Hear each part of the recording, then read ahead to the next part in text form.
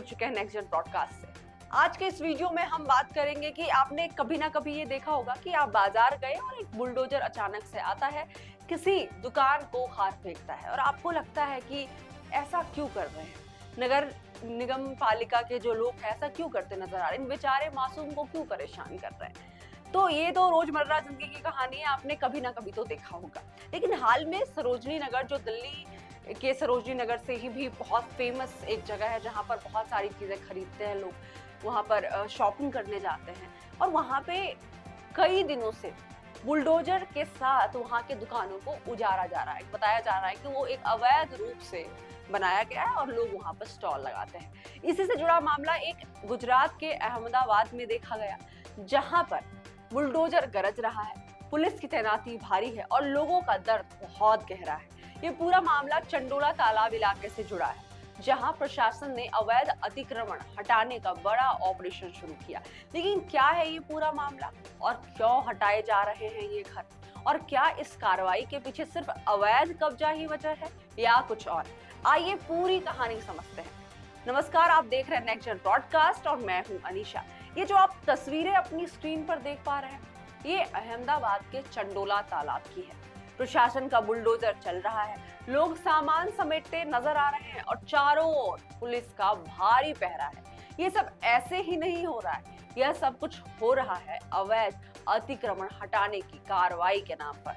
Gujarat police के मुताबिक ये पूरा तालाब का इलाका है और यहाँ से कई लोगों ने अवैध रूप से झुग्गियां, मकान, दुकानें बना रखी है। अब प्रशासन इन्हें हटा रहा है, लेकिन क्या ये अचानक हो रहा है?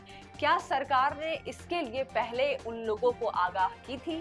जी नहीं, ये ऑपरेशन अब दूसरे चरण में पहुंच चुका है।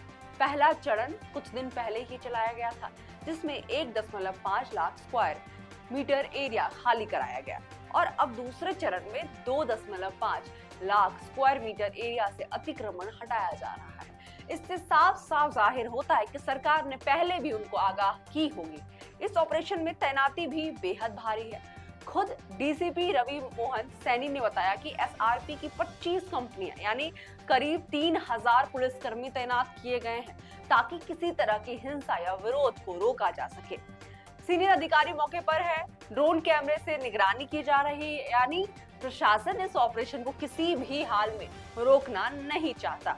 अब सवाल ये उठता है, क्या सिर्फ मकान तोड़े जा रहे हैं या लोगों की जिंदगियां भी उजाड़ी जा रही है? क्योंकि रिपोर्ट्स के मुताबिक कई ऐसे लोग भी हैं जिन्हें हिरासत में लिया गया, सिर्फ इसे शक में कि वो बांग्लादेशी नागरिक हो सकते हैं। आपको बता दूं, बड़ी संख्या में पुरुषों को हिरासत में लिया गया है और वजह बताई गई है कि ये हो सकता है ये लोग अवैध रूप से भारत में रह रहे बांग्लादेशी नागरिक हैं। लेकिन सवाल ये भी उठता है कि बिना पुख्ता सबूत के किसी नागरिक को सिर्फ शक के आधार पर कैसे पकड़ा जा सकता है? क्या प्रशासन ने कोई वेरिफिकेशन किया या ये सिर्फ एक आम सोच है कि गरीब झुग्गी में रहने वाले लोग बांग्लादेशी होते हैं? आपने देखा होगा, सड़क किनारे बनी हुई झुग्गियों पर बुलडोजर चला दिए जाते हैं और मन में सवाल आता है, ऐसा क्यों? आपको बता दूं, कोई भी इंसान अगर किसी जमीन पर बिना लीगल परमिशन के घर बना लेता है तो वो अवैध अतिक्रमण कहलाता है, चाहे वो गरीब हो या अमीर। कानून में सबके लिए एक जैसा नियम है। कई बार लोग खाली जमीन पर झुग्गियां बना लेते हैं, लेकिन यह सरकार की जमीन होती है और फिर आपने देखा होगा उन पर बने घरों, झुग्गियों को सरकार तुड़वा देती है। ऐसा इसलिए क्योंकि अगर सरकार ऐसा करेगी तो यहाँ लोग कब्जा कर लेंगे और यदि सभी लोग ऐसे रहने लगे तो फिर घर खरीदने की जरूरत ही क्या है। अक्सर जब झुग्गियां बनाई जाती है तो लोग कहते हैं हमारे पास रहने की जगह नहीं थी, हम 20-30 साल से रह रहे हैं, हमें अधिकार मिलना चाहिए। लेकिन अदालतें आम तौर पर कहती हैं आपके पास जरूरत हो सकती है, लेकिन आप किसी और की जमीन पर कब्जा नहीं कर सकते। सुप्रीम कोर्ट और हाई कोर्ट कई बार कह चुके हैं कि सरकार को अतिक्रमण रोकने की जिम्मेदारी है और अवैध निर्माण को हटाना जरूरी है। सरकार अवैध झुग्गियों को इसलिए हटाती है क्योंकि ये कब्जे कानून के खिलाफ होते हैं और कई बार पब्लिक प्रोजेक्ट सुरक्षा, जल निकासी या कोर्ट के आदेश के तहत कार्रवाई जरूरी होती है। अब जरा कोर्ट की बात करते हैं और हट के बात करते हैं और हम फिर गुजरात और अहमदाबाद के ही टॉपिक पर आते हैं। 29 अप्रैल को गुजरात हाई कोर्ट के सामने एक याचिका दायर की गई थी, जिसमें इस पूरे ऑपरेशन पर रोक लगाने की मांग भी की गई। लेकिन कोर्ट ने साफ शब्दों में मना कर दिया।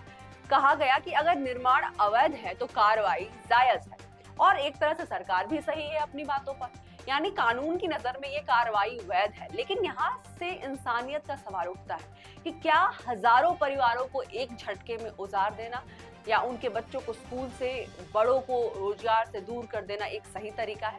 क्या सरकार ने इन्हें कहीं और बसाने का विकल्प दिया, या ये सिर्फ एक क्लीन अप ड्राइव है जिसमें इंसानी जज्बातों की कोई कीमत नहीं? ये सवाल इसलिए भी जरूरी है क्योंकि इनमें वो लोग शामिल हैं जो रोज कमाते हैं, शाम को खाते हैं। अगर छत नहीं रही तो काम कैसे करेंगे, स्कूल कैसे जाएंगे और इनका इलाज कैसे होगा? एक तरफ प्रशासन का तर्क है कि ये जमीन अतिक्रमण की शिकार थी और इसे साफ करना बेहद जरूरी है। दूसरी तरफ हजारों लोग हैं जिनका दावा है कि ये उनका घर था, उनकी जिंदगी थी। कानून का काम सही करना है, लेकिन क्या सही करना का मतलब सिर्फ बिल्डिंग्स गिराना या जिंदगियां बचानी भी है? ये सवाल अहमदाबाद से है, लेकिन इसका जवाब पूरे देश को सोचना चाहिए। आपकी इसमें क्या राय है? कमेंट कर जरूर बताएं। हमारे साथ बने रहने के लिए चैनल को लाइक करें, शेयर करें और सब्सक्राइब करें। मैं हूं अनीशा, मिलती हूं आपसे अगले वीडियो।